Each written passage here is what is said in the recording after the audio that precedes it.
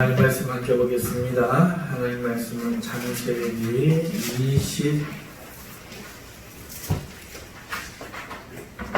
21장 1절에서 7절 말씀입니다. 창세기 21장 1절에서 7절 말씀입니다.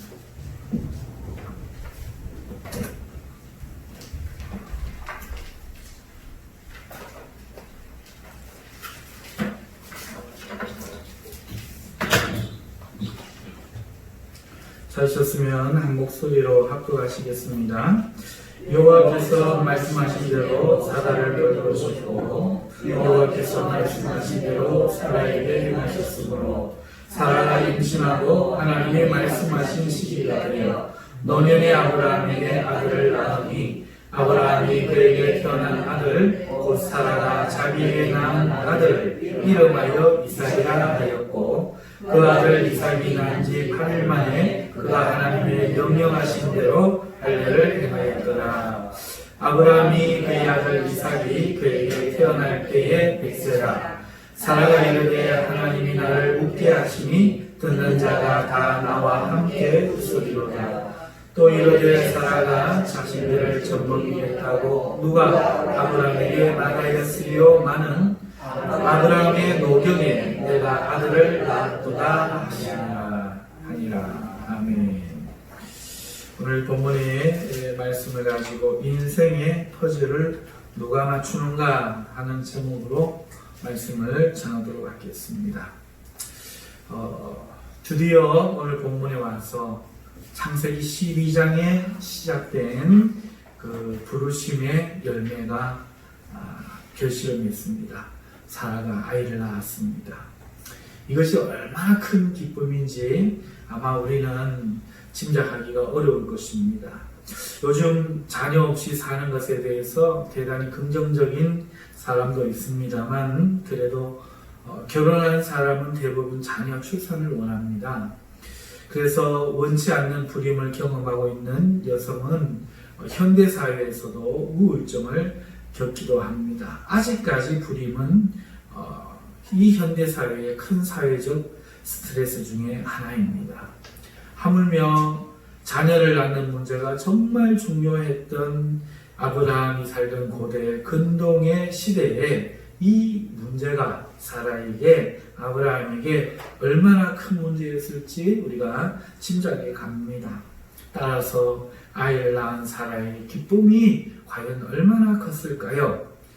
그래서 그런지 오늘 이 본문을 읽어보면 성경이 이 기쁜 사라의 출산에 대하여 사라 중심으로 기록되고 있음을 우리는 볼 수 있죠. 그래서 사라에게 행하셨음으로부터 시작돼서 사라가 일어나고 사라가 기뻐하고 사라가 피드백하는 내용이 7절까지 계속해서 이어지죠. 이 기쁨이 또한 노년에 얻은 기쁨이기 때문에 더 큰 기쁨입니다. 아브라함과 사라의 나이는 약 10살 정도 차이가 난다고 알고 있습니다. 이삭을 낳을 때 아브라함의 나이를 대략 100세로 추정합니다. 따라서 아마도 사라의 나이는 90여 세가 아닐까 생각됩니다. 그런데 아이를 낳은 겁니다. 이는 결국 일반적인 경우가 아닙니다. 사라 자신도 오늘 그렇게 말합니다. 6절과 7절에 이것은 듣는 사람이 다 웃을 일이다. 도대체 누가 나이 많은 이 사라가 아브라함의 아들을 낳아 젖을 물린다고 상상이나 하겠느냐 하며 말하고 있지 않습니까? 당시에도 사라의 출산은 불가능한 것이었고 또 사라는 이 불가능한 일을 지금 겪었다 하는 것이죠. 그래서 더욱더 기쁨이 배가 되는 겁니다. 또 기쁜 하나의 이유를 찾자면은 하나님이 그 약속을 이루셨다 하는 겁니다. 하나님이 자녀를 주시겠다고 아브라함과 약속을 맺었는데 25년이 걸렸습니다. 자녀가 없어 근심하다가 자녀를 주겠다는 신의 약속을 받았을 때 그들이 얼마나 기뻤겠습니까? 그러나 그 약속은 빨리 이루어지지 않았습니다. 그 사이에 많은 일들이 있었습니다. 특히 아픈 것은 아브라함은 불임이 아니라는 사실을 알았다는 겁니다. 사라의 마음이 어땠겠습니까? 사라 자신의 불임은 신이 개입해도 어쩔 수 없는 일이라는 낙담할 만한 오랜 기다림이었습니다. 오죽했으면 아브라함도 웃으면서 이스마엘이나 축복받기를 원합니다. 이렇게 말을 했겠습니까? 그런데 그 하나님이 사라 자신을 챙겨주셨습니다. 저주의 아이콘에서 축복의 아이콘으로 바꾸어 주셨습니다. 무려 25년을 기다려서 그 약속을 받았습니다. 그 기쁨이 얼마나 크겠습니까? 그리고 그것이 다른 여인이 아니라 자기 자신이었다는 사실이 얼마나 기뻤겠습니까? 자, 이 기쁨을 누가 주십니까? 2장 1절에 하나님이 이 일을 하셨다고 말씀하고 있습니다. 1절에는 또한 여호와께서 말씀하신 대로 사라를 돌보셨다고 말하고 있죠. 하나님은 아브라함이 아니라 사라를 돌보셨다고 콕 집어 말하고 있음을 오늘 이 시간 주목해 보십시다. 이 말씀이 들립니까? 하나님이 아브라함을 돌보셨다가 아니라 사라를 돌보셨다라고 굳이 그 이름을 콕 집어 말씀하고 있음을 주목합시다. 여자는 남자의 아이를 낳아주는 존재, 남자를 위해서 희생되어야 하는 그래도 괜찮은 존재, 이 생각이 지배적인 시대였습니다. 심지어 아브라함조차도 자신의 아내를 자신을 위해 희생시켜 누이라 부르기를 주저하지 않았습니다. 사라 자신도 그것에 이의를 달지 않았습니다. 그런데 하나님이 사라를 돌보셨다고 성경이 말씀하고 있습니다. 콕 집어서 꼭 그 사실을 말씀하고 있습니다. 사라를 돌보셨다. 분명히 아브라함은 언약의 대상이었습니다. 그리고 그 언약은 아브라함을 통해서 이루어질 겁니다. 그러기 위해서 사라는 도구로, 그 아들을 낳을 수 있는 도구로 이용될 뿐이었습니다. 그런데 그나마도 하지 못하는 여인이었습니다. 그런데 사라가 하나님의 돌보심을 받고 있다고, 하나님의 관심은 사라라고 하나님이 성경에 콕 집어서 이야기하고 있다는 겁니다. 오늘날 현대 성도들은 신앙생활에 있어서 하나님 중심, 교회 중심, 목사 중심이라는 이야기를 아마도 들어본 적이 있지 싶습니다. 이 말이 의도하는 의미는 내 개인의 삶보다는 하나님이 중요시 되어야 하고, 하나님이 중요하니 성도 개인의 입장보다는 교회를 위해야 하고, 따라서 성도들은 목사에게 가능한 절대적 순종을 필요로 한다는 그런 의미로 들려집니다. 그런데 여러분, 오늘 본문에서 사라가 하나님을 돌봅니까? 아니면 하나님이 사라를 돌봅니까? 하나님이 사라를 돌보고 있어요. 하나님이 돌보시는 사라가 누구입니까? 사회의 중심도 아니요, 언약의 대상자도 아닌 가장 약자 아닙니까? 본인도 그렇게 생각했던 사람 아닙니까? 그런데 하나님이 그 사라를 돌보는 것이 뜻이었습니다. 그렇다면 오늘날 성도가 교회를 위해야 합니까? 교회가 가장 약한 성도를 위해야 합니까? 교회가, 성도가 하나님을 위하는 게 맞습니까? 하나님이 교회와 성도를 위하고 돌보는 게 맞습니까? 이 이야기가 다윗 이야기도 나오지요.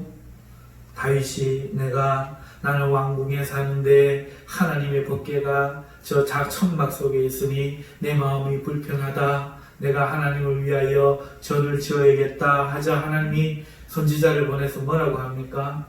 내가 언제 어느 때에 나올 때에 너희 민족 너희 지파 누구에게 내 있을 집을 지어달라고 말을 하느냐? 하늘이 나의 보좌요 땅이 나의 방필상인데 네가 무슨 집을 나를 위하여 짓겠느냐 말씀하시면서 오히려 내가 너의 위를 세우겠고 내가 너를 세워 하나님의 나라가 되게 하겠다 말씀해 주지 않습니까? 그런데 오늘 우리 이 시대에 이런 사상이 팽배합니다.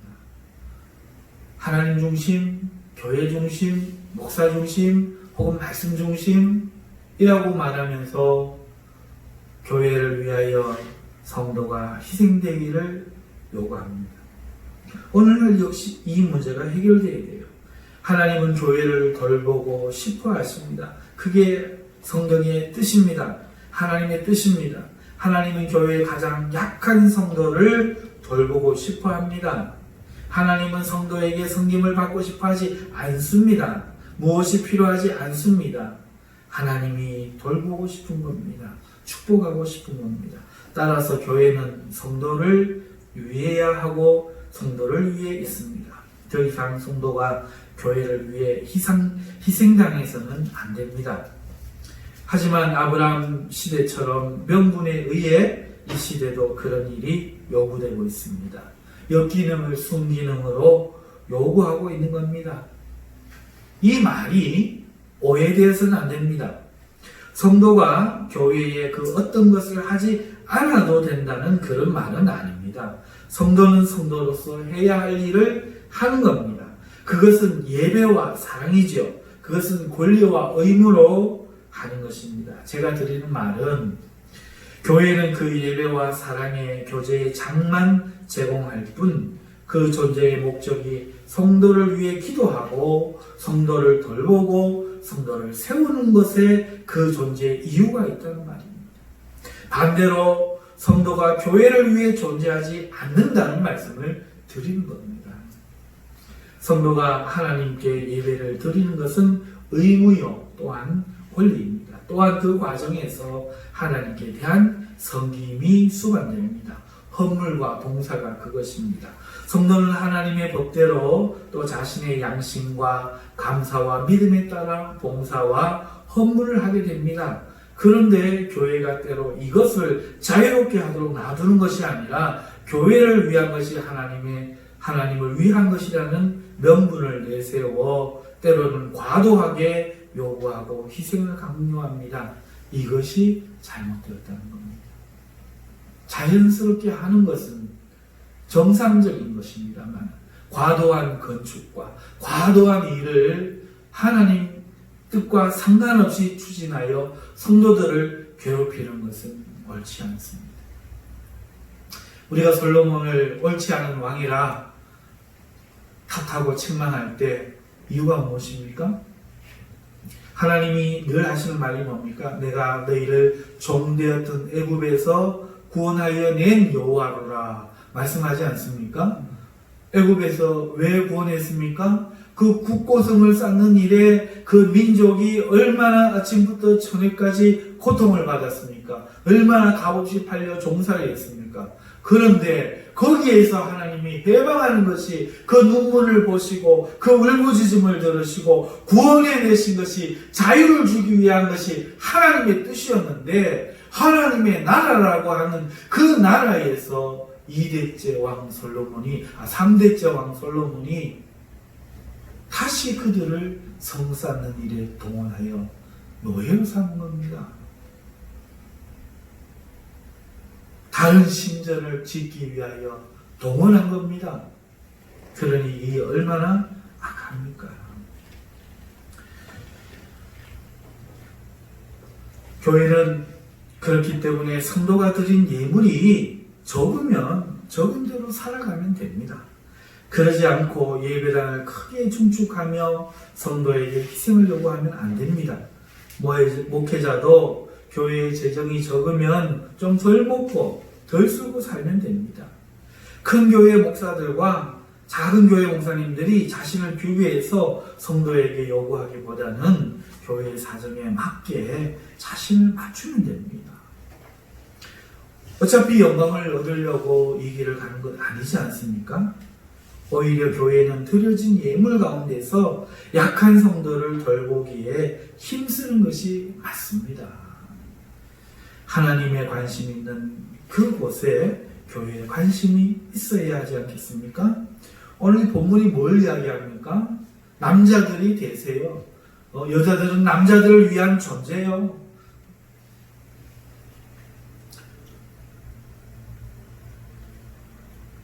그런데 하나님은 그 사라를 돌보셨다 이야기하고 그 돌보심이 지금 이삭이라는 열매를 통해서 이루어짐을 우리가 보고 있습니다.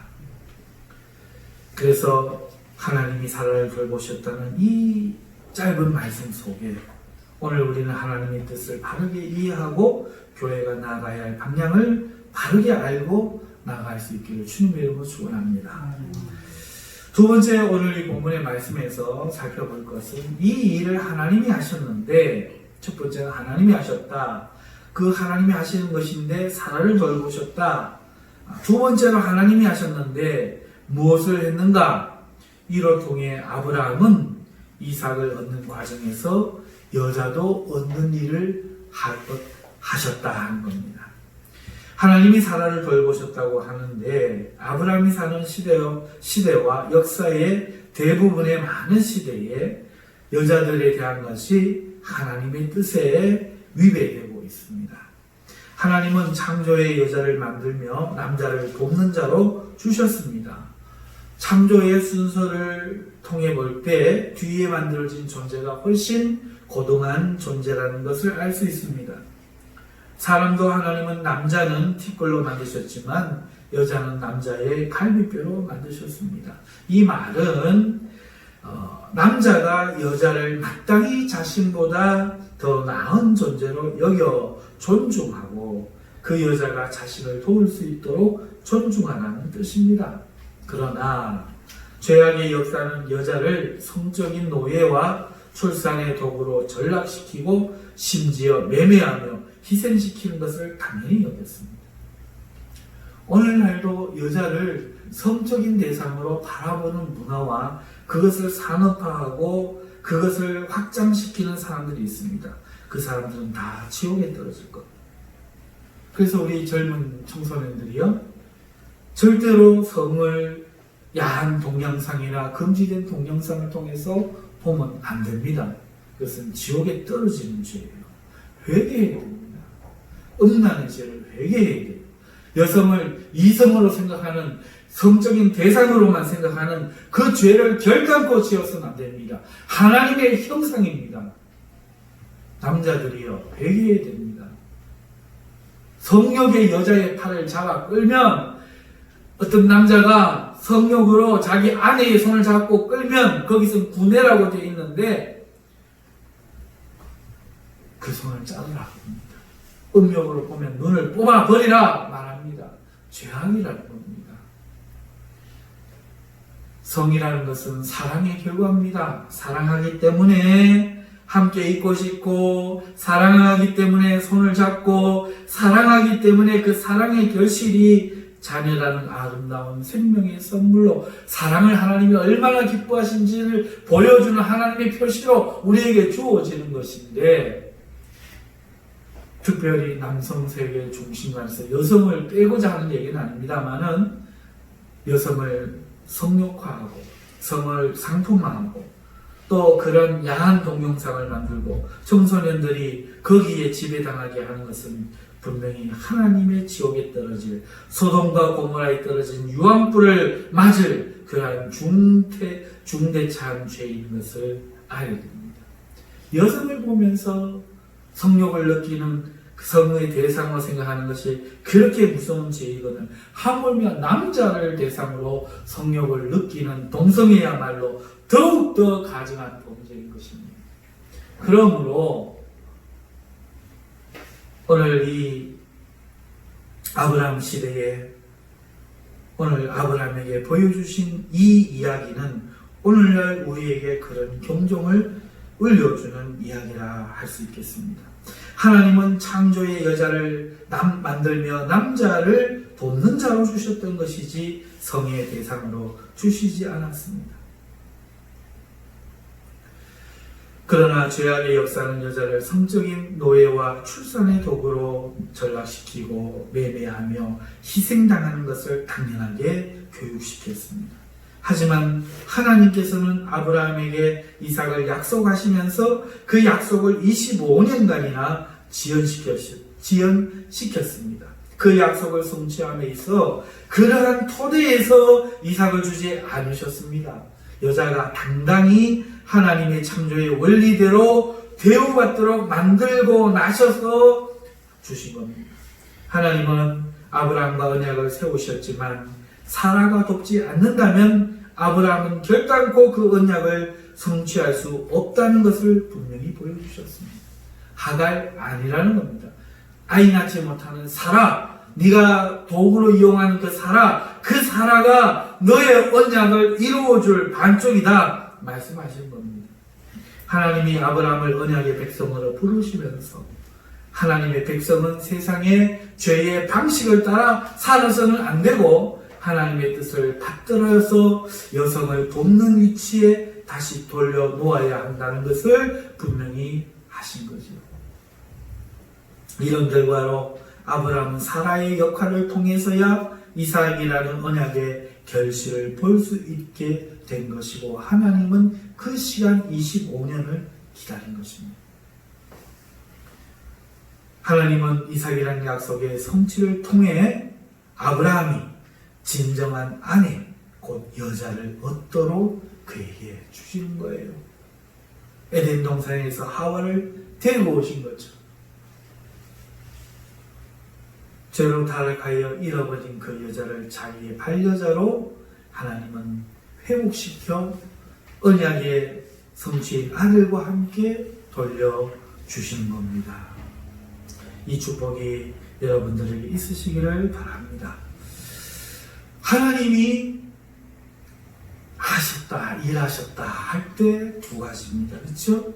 하나님은 사회적 약자, 우리가 목적 중심으로 가면서 도구로 사용되어지는 것 같은, 마땅히 희생을 강요해도 될 것 같은 그런 존재들을 회복시키길 원하셨고, 반대로 남자들에게도 올바른 하나님의 축복을 회복한 후에 하나님의 백성이 그러한 곳에서 하나님의 축복을 누리기를 원하셨던 것입니다. 자, 세 번째로 우리가 살펴볼 일이 뭐냐? 하나님이 이 일을 하시는데 2절을 보면 그 때가 있습니다. 하나님의 시기에 하신다는 겁니다. 하나님의 때가 있다는 말은 무슨 말인가? 인내가 필요하다는 말입니다. 많은 성도들이 이 때를 기다리지 못합니다. 인내를 갖지 못함을 오늘 우리 현실에서 봅니다. 특히 기도에 있어서 그런 모습을 보게 됩니다. 아브라함과 사라는 그 약속을 받기에 적합한 하나님의 때를 25년 기다렸습니다. 오늘날 성도는 기도를 하고 너무 급합니다. 몇 날이 되지 못해 인내심이 바닥을 드러냅니다. 너무도 쉽게 기도를 포기합니다. 하나님이 살아계시고 그 기도에 응답하실 능력이 있음을 자신의 인내의 부족으로 저버리는 겁니다. 또 많은 신앙에 있어서 믿음 없이 지내고 있습니다. 몇 번 기도의 응답이 지체되고 또 체험을 구하나 경험하지 못하고 삶의 문제가 쉽게 나아지지 않으면 일부 성도들은 지옥에 가기는 두렵고 그래서 교회를 쉽게 떠나가지는 않지만 하나님께 아무런 기대 없이 믿음 없이 교회에 출석만 합니다. 그들에게는 하나님이 자신의 삶을 점점 더 낫게 하실 것이라는 기대와 기쁨이 없는 겁니다. 하나님이 함께 하신다는 확신도 귀신이 자신 안에 있는 예수님을 두려워하여 결단코 손대지 못하며 자신을 두려워할 것이라는 믿음도 내가 병든 자에게 손을 얹어 기도하면 낫겠지 하는 확신도 찾을 수가 없습니다. 단지 바람 빠진 풍선처럼 종교적 껍데기만 남은 겁니다. 이 모든 일이 왜 그렇습니까? 오늘 우리들 믿음에 인내가 없기 때문에 그래요.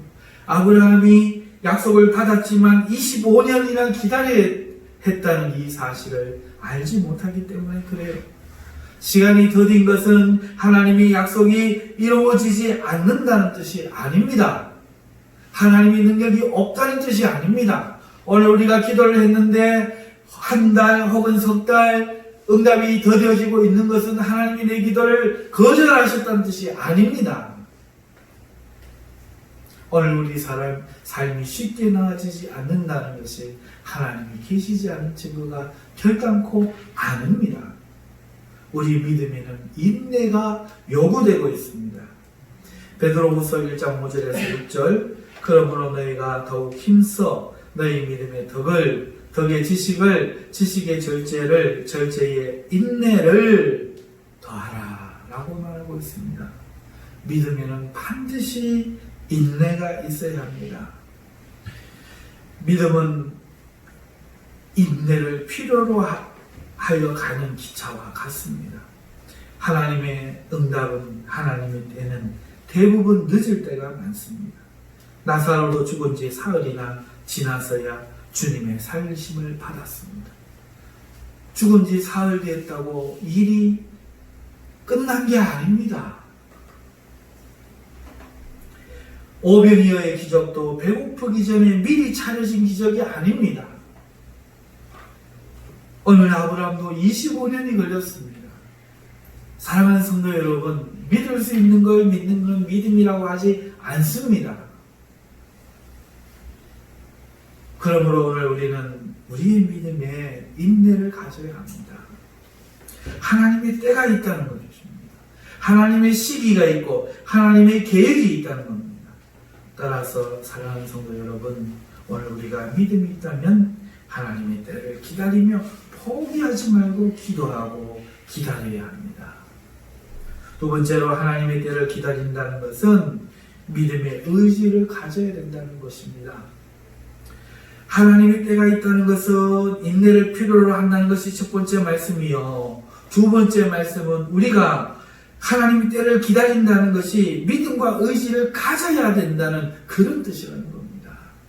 만약에 아브라함과 사라가 예수님처럼 성령으로 아버지 없이 이삭을 잉태한 것이 아니라면 아브라함과 사라는 분명히 믿음으로 아이를 가지는 행위를 했을 것입니다. 성경이 이를 말하지요. 히브리서 11장 11절에 믿음으로 사라 자신도 나이가 많아 단산하였으나 잉태할 수 있는 힘을 얻었으니 이는 약속하신 일을 미쁘신 줄 알았습니다. 지난 시간 제가 지난 강의에서 말씀드린 것처럼 아비멜렉의 사건을 계기로 사라는 하나님이 아브라함만 언약의 대상으로 여기시는 게 아니라 자신을 위하고 계심을 알게 되고 믿게 되었다고 말씀을 드렸습니다.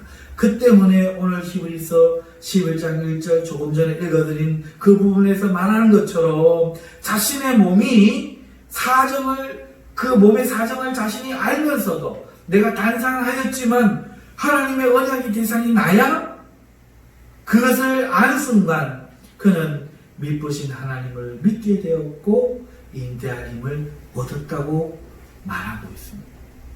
그래서 믿음의 의지를 가지고 장막으로 아브라함과 함께 들어갑니다. 내가 당사자야. 나를 통해서야. 우리 몸은 피부로 덮여 있습니다. 사람의 피부가 대단히 얇습니다. 그래서 상처나기가 쉽지요. 하지만 대부분의 생애에 우리는 안전한 삶을 삽니다. 하지만 어떤 사고가 있어서 피부가 쓸려져 벗겨지거나 화상을 입었을 때를 보십시오. 인간의 육체는 그 어떤 힘도 쓸 수 없고 정상적인 삶과 평안을 단 한순간도 영위할 수 없다는 것을 우리는 보게 됩니다. 그러나 대부분의 시간 우리는 그 얇은 피부에 보호를 받아 얼마나 안전하고 대범하고 능동적인 삶을 삽니까? 이것이 피부의 힘입니다. 피부가 모든 세균과 접촉의 고통으로부터 우리를 보호해주고 있습니다. 그래서 정상적인 삶이 가능한 겁니다. 우리 그러니까 육의 사람도 있은즉 영혼의 사람도 있는 겁니다. 이 육신이 있은즉 우리 영혼도 있는 겁니다. 우리 영혼의 피부가 있다면 그건 무엇일까요?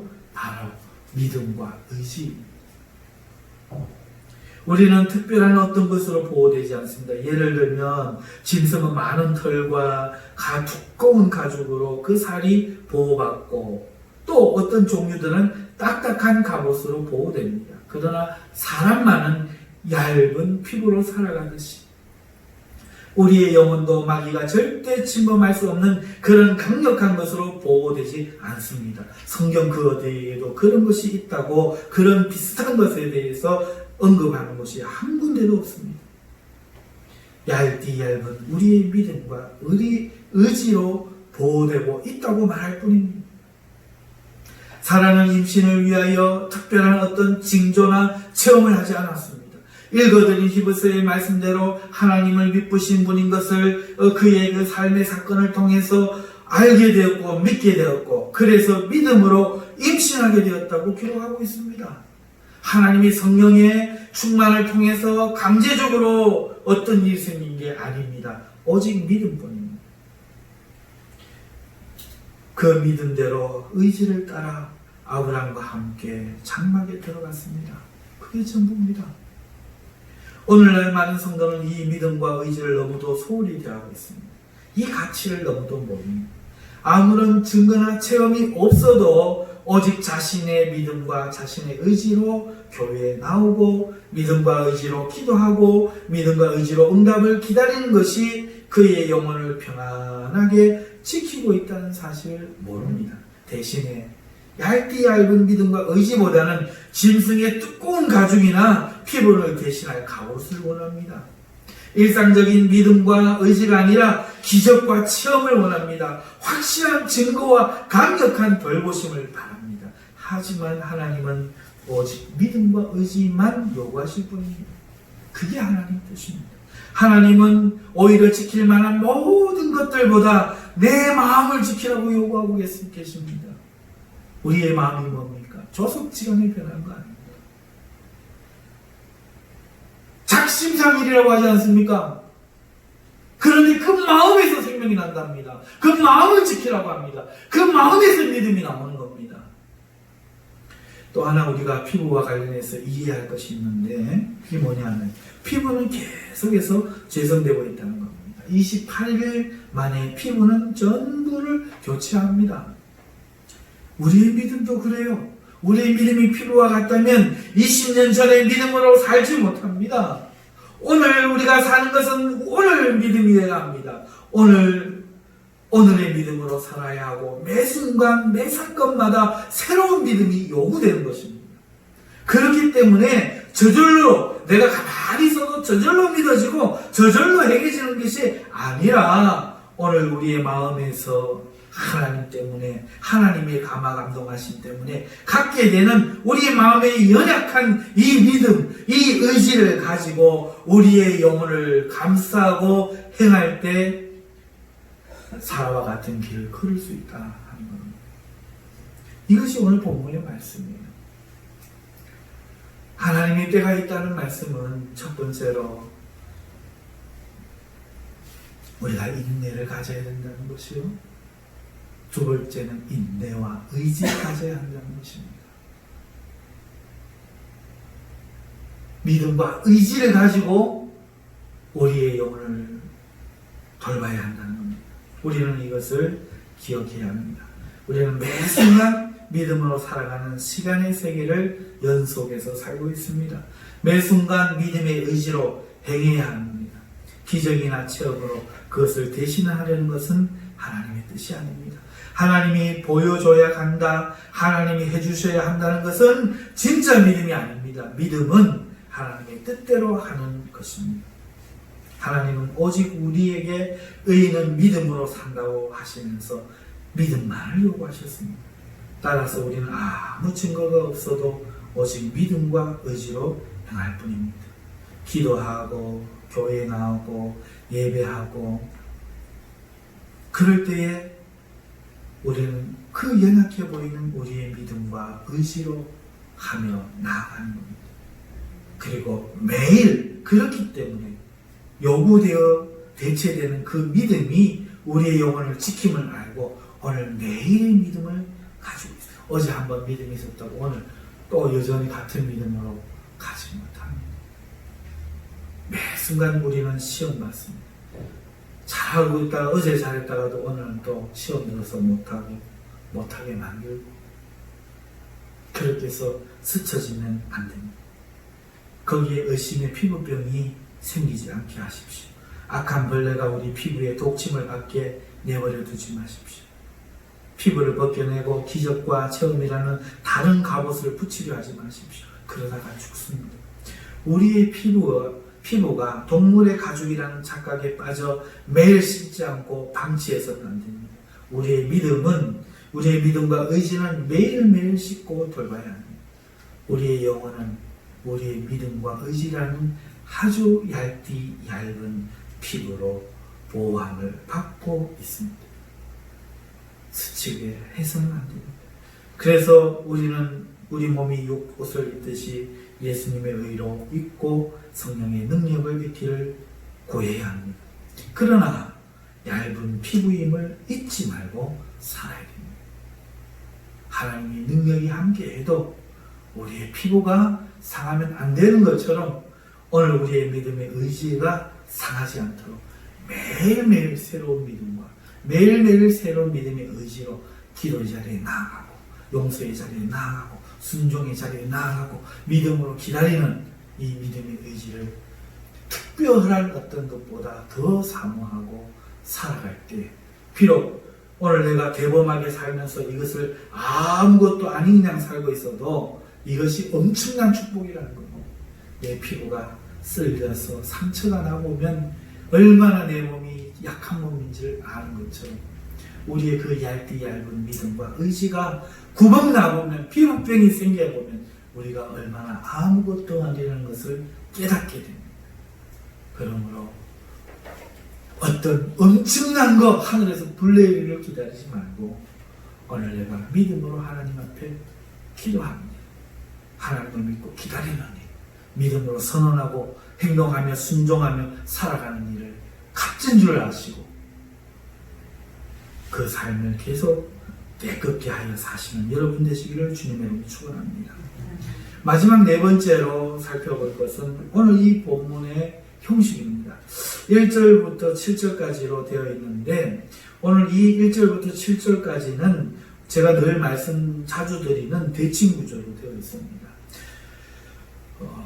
7절입니다. 그러면 이 7절을 반으로 접으면 중간에가 네 번째 절이 되고 첫 번째 절은 7번째, 두 번째는 6번째, 세 번째는 5번째 절과 대응이 되겠지요. 나머지 세 구절은 네 번째 절을 중심으로 서로 대응하는 구조가 됩니다. 대칭 구조에서 접힌 그 중심 메시지가 되고 나머지 대응하는 구절들은 문답의 형식을 갖게 됩니다. 따라서 4절에 보이는 말씀이 핵심 메시지예요. 오늘 말씀의 메시지는 아브라함이 하나님의 명령대로 8일 만에 할 일을 행했다는 겁니다. 성도를 대표하는 아브라함이 하나님의 명령을 따라 살게 되었다는 핵심을 보여주는 겁니다. 그러면 어떻게 아브라함은 하나님의 명령에 순종하는 사람이 되었을까? 이것이 그 옆에 대응 구절이 보여주는 거지요. 1절이 말하는 것이 무엇입니까?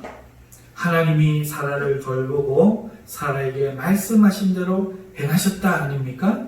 그렇다면 그의 대응 구절 7절이 무엇을 말합니까? 하나님이 어떻게 사라를 돌보고 어떻게 사라에게 행하셨는지를 말해준 거지요. 자식을 낳게 하고 젖먹이게 함으로 아브라함에게 아들을 낳아주는 여인이 되도록 돌보셨다 말하는 겁니다. 자, 됐구니까 1절은 하나님이 사라를 돌보셨다 말하는데 그 7절은 어떻게 돌보셨는지 이걸 이야기한다는 거지. 마찬가지로 2절은 사라가 노년에 아브라함에게 아들을 낳았다고 말하고 있는데, 이것은 6절에서 그래서 듣는 자가 다 함께 웃게 되었고 이 행복한 웃음이 하나님이 하셨다, 이렇게 대응하고 있습니다. 3절을 보면은 태어난 아들 이름을 아브라함이 이삭이라고 하였던 내용이 나오죠. 이것을 5절과 대응해 보면 100세에 태어난 아들, 곧 하나님의 약속이 아니면 얻을 수 없는 아들이 이삭이라는 말씀으로 대응하고 있습니다. 3절에 이름을 이삭이라고 했다. 근데 5절에 100세에 낳았다. 그러니 이 대응 구조는 100세에 낳은 그 아들을 하나님이 아니면은 얻을 수 없는, 이름 붙일 수 없는 아들이었다는 것이죠. 따라서 4절의 중심 메시지, 아브라함이 하나님의 백성으로서 명령대로 할례를 행할 수 있었던 이 순종은 하나님의 은혜가 이렇게 양쪽에서 감싸고 지켜주셨기 때문에, 돌보아 주셨기 때문에 그렇게 할 수 있었다는 것이 오늘 이 본문의 구조가 주는 의미인 겁니다. 이 의미는 오늘날 성도가 말씀대로 살 수 있는 것은 오직 하나님의 돌보시는 은혜 때문임을 밝히 보여주고 있는 겁니다. 오늘 우리가 내 의지로 하나님 말씀대로 그래도 기도하고 죄 안 짓고 천국을 바라보면서 약속의 예수님을 모시고 살아가고 있습니까? 그 이유가 무엇이다? 하나님이 내 주위에서 은혜로 나를 돌보아 주시고 있는 결과로 내가 그렇게 할 수 있다, 이야기를 하는 것이죠. 결론을 맺겠습니다. 저는 오늘 강의 설교지만 말씀의 제목을 인생의 퍼즐을 누가 맞추는가로 정했습니다. 제가 오늘 설교를 통해서 말하고자 하는 것은 하나님만이 우리의 인생의 퍼즐을 맞추시는 분이라는 점입니다. 하나님은 아브라함의 무지와 인격과 잘못된 시대상의 퍼즐을 이삭이라는 언약을 주시는 과정에서 맞춰주셨습니다. 또한 사라의 고통과 낮은 자존감과 여자로서의 올바른 그 옳지 않은 그 지위와 그 기능을 회복하여 맞춰주셨습니다. 하나님은 오늘 교회를 돌보고 약한 성도를 돌보십니다. 그리고 우리가 맞추기에 실패한 행복이라는 인생의 퍼즐들을 그분이 직접 맞춰주고 계십니다. 오늘 우리는 그 하나님을 믿는 믿음으로 인내하며 기다리며 살아야 합니다. 특별한 기적과 체험으로 두드려 하지 말고 일상의 믿음과 의지로 매일을 새롭게 하며 살아가야 합니다. 그러면 그분의 때에 그분의 방법과 지혜로 우리의 복된 삶을 하나님이 맞춰주실 줄 믿습니다. 이 은혜를 붙잡고 기도하시는 수요 기도의 밤이 되시기를 주님의 이름으로 축복합니다. 오늘 우리 삶에 많은 문제가 있습니다.